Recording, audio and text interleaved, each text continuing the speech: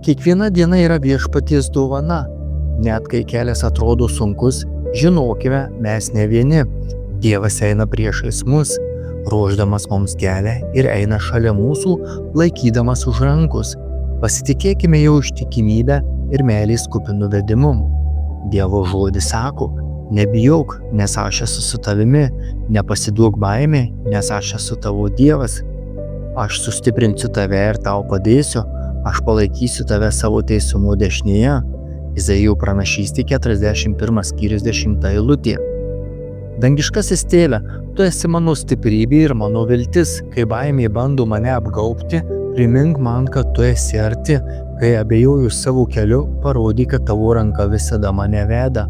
Sustiprink mano širdį, kad ji būtų drąsi tavo meilėje, ir atverk mano akis, kad matyčiau tavo šviesą net tamsiausios akimirkose. Dėkuoju tau, kad esi ištikimas, geras ir visuomet šalia.